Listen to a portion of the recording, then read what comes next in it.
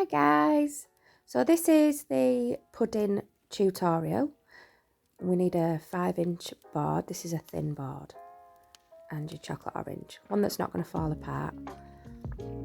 So we're going to cover this one in like a brown paste.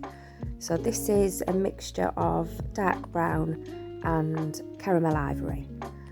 So we're going to soften it and then make this sort of cup shape, and then we're going to put the orange in the middle and smoosh this up initially with our fingers, and then start moving it with like the ball of your hand towards the top of the orange. And then we just need to get that gap closed. There we go. And then set it down and we're going to smooth it.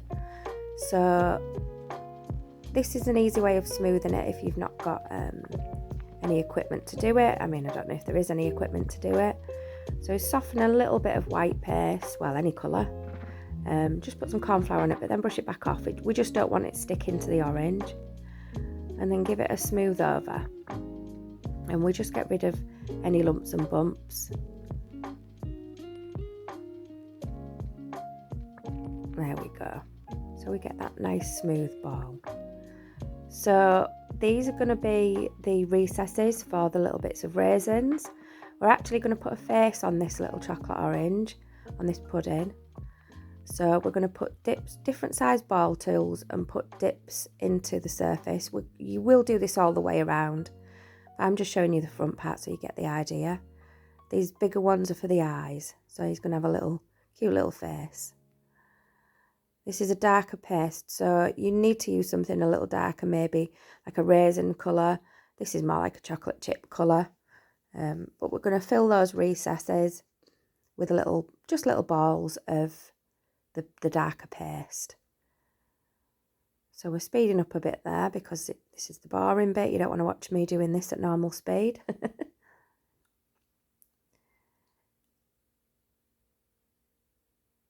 There we go.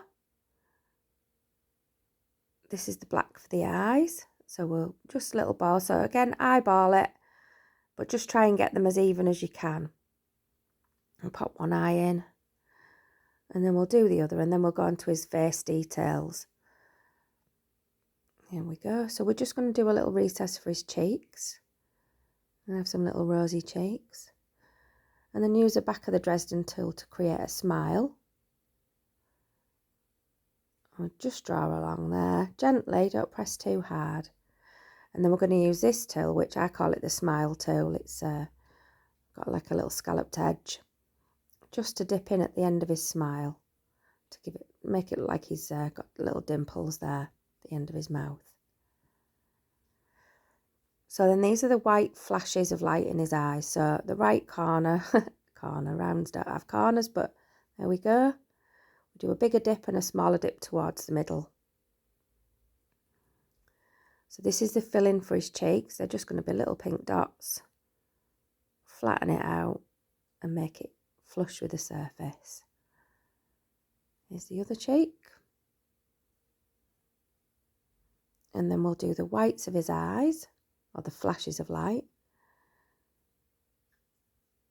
Little tiny dots. So I get that from the tip of a really tapered piece of fondant. It's just easy to select a small amount of fondant.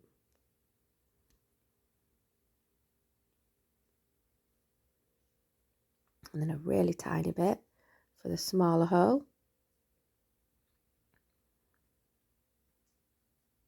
There we go. And then we're going to put the little splat of brandy or cream, brandy, whatever flavour it is, on his head. So we're just rolling out a piece of fondant. Now this needs to be fairly thin, thinner than you'd imagine. Otherwise you end up with a really big, thick piece on top there. And I'm using a cutter for this, but you can do it by hand. You just run a scalpel around in a sort of messy, drippy fashion. And this cutter's really handy. So when you press it down, give it a sort of twizzle it about to get a nice cut on the edge there. And then I'm going to run my finger around the edge of each blob. So it's not got like a cut edge surface, it's got more of a sort of a smoother edge, so it looks more like a drip all the way around each piece.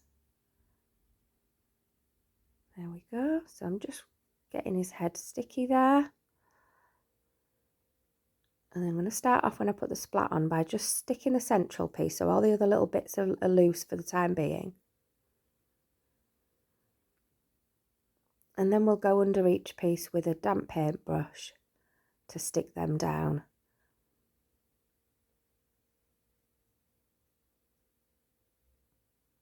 There we go, and then all the way around for each bit.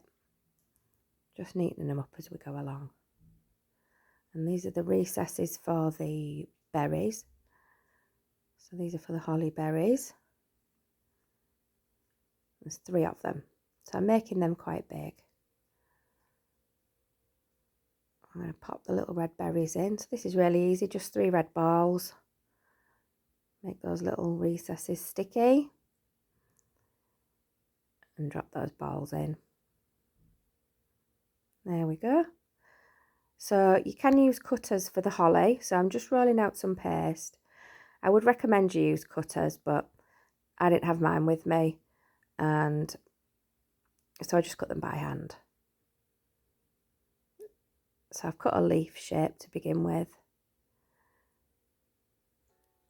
and then I've used I think it's a rose petal cutter, and just cut some dips out of each side to represent a holly leaf. There we go.